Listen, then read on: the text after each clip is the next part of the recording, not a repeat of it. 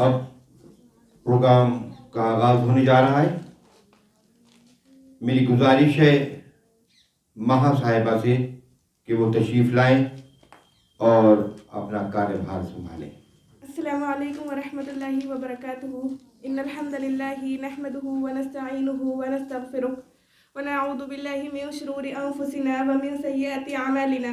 من يهده الله فلا مضل له ومن يضلل فلا هادي له واشهد ان لا اله الا الله وحده لا شريك له واشهد ان محمدا عبده ورسوله. اما بعد فان خير الحديث كتاب الله وخير الهدي هدي محمد صلى الله عليه وسلم وشر الأمور محدثاتها وكل محدثة بدعة وكل بدعة ضلالة وكل ضلالة في النار. رب اشرح لي صدري ويسر لي أمري واحلل عقدة من لساني يفقهوا قولي. رب يسر ولا تعسر وتمم بالخير وبك نستعين. آمین یا رب العالمین. میں دعا اور امید کرتی ہوں کہ آپ تمام بخیر ہوں گی اور ایمان کی بہترین حالتوں میں ہوں گی. الحمدللہ. آپ سبھی کا استقبال. سب سے چھوٹی چھوٹی بچیاں بیٹھی ہیں ماشاء اللہ. اتنے صبح کے ٹائم اللہ کا علم حاصل کرنے آئی ہیں. بہت سارے یہاں چھوٹے بچے بھی بیٹھے ہیں. تو میں اللہ تعالیٰ سے دعا کروں گی اللہ تعالیٰ آگے چل کے انہیں دین کا داعی بنائے اور ان کو صحیح نالج دے دین کی, کسی غلط راستے پہ نہ جائیں. اللہ تعالیٰ سے دعا ہے, دل سے دعا ہے کہ اللہ تعالیٰ ان بچوں کو یہ ہمارا فیوچر ہے, کیونکہ آگے چل کے یہی ہم لوگوں کو جو بھی فالو کریں گے انہی کو کریں گے. کیونکہ اگر یہ صحیح نالج گین کرتی ہیں تب. تو اللہ تعالیٰ سے دعا ہے اور آپ لوگ بھی دعا کریں کہ اللہ تعالیٰ ان بچوں کے لیے صحیح نالج والے کو رکھے. آمین. اللہ تعالیٰ ہمیں بھی صحیح نالج کے ساتھ ہی آگے بڑھائے. آمین. اپنے پروگرام کا آغاز تلاوت قرآن کے ساتھ کریں گے. اعوذ باللہ من الشیطان الرجیم. بسم اللہ الرحمن الرحیم. یا نساء النبی لستن کأحد من النساء إن اتقيتن فلا تخضعن بالقول فيطمع الذي في قلبه مرض وقلن قولا معروفا وقرن في بيوتكن ولا تبرجن تبرج الجاهلية الأولى وأقمنا الصلاة وآتينا الزكاة وأطعنا الله ورسوله إنما يريد الله ليذهب عنكم الرجس أهل البيت ويطهركم تطهيرا واذكرن ما يتلى في بيوتكن من آيات الله والحكمة ان اللہ کان لطیفا خبیرا. جزاک اللہ خیر. اس کا ترجمہ آپ لوگوں کے سامنے رکھوں گی انشاءاللہ. یہ سورہ احزاب آیت نمبر 32. اے نبی کی بیویوں, تم عام عورتوں کی طرح نہیں ہو. اگر تم پرہیزگاری اختیار کرو تو کسی بھی اجنبی شخص سے نرم لہجے سے بات نہ کیا کرو.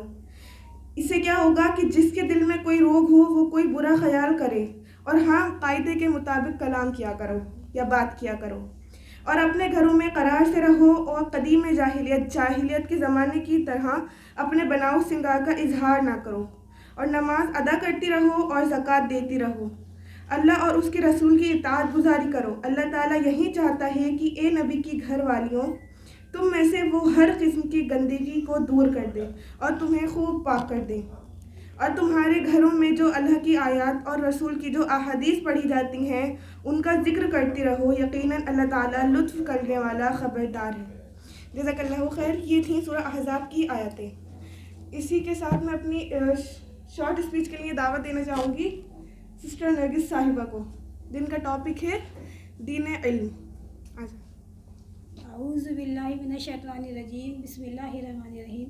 ربی اشرح لی صدری ویسر لی امری واحلل عقدۃ من لسانی یفقہوا قولی. ربی زدنی علما ربی زدنی علما ربی زدنی علما. اللہ تبارک و تعالیٰ نے قرآن کا پہلا ورڈ، پہلی آیت جو نازل کی ہے وہ ہے اقرا، یعنی پڑھو۔ اللہ تبارک و تعالیٰ نے تعلیم کو بہت اہمیت دی ہے۔ ایک شخص مدینہ سے دمشق کی طرف ہجرت کر کے سفر کر کے آئے، حضرت ابو درداء رضی اللہ عنہ کے پاس گئے۔ حضرت ابو درداء رضی اللہ عنہ ایک صحابی ہیں، یہ لوگوں کو دین کا علم سکھاتے تھے۔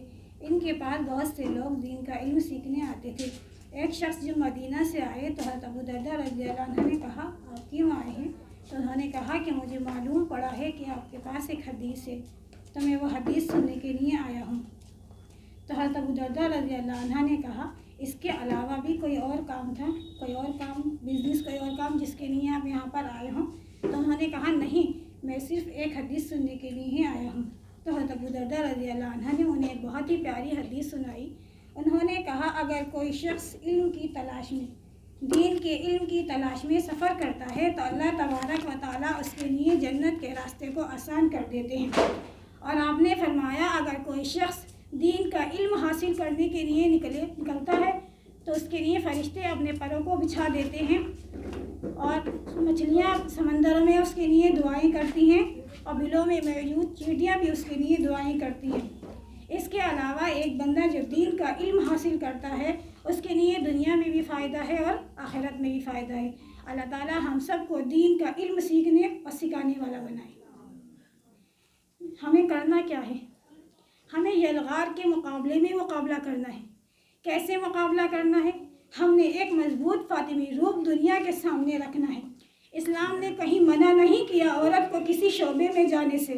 ہم ہر شعبے میں جا سکتے ہیں، ہم ہر فیلڈ میں کام کر سکتے ہیں، لیکن ہماری درس فاطمی ہونی چاہیے، ہمارا انداز فاطمی ہونا چاہیے، ہمارا حلیہ فاطمی ہونا چاہیے، ہماری گفتار فاطمی ہونی چاہیے، اور ہماری نگاہیں ہمیشہ حدود الہی پر رہنی چاہیے۔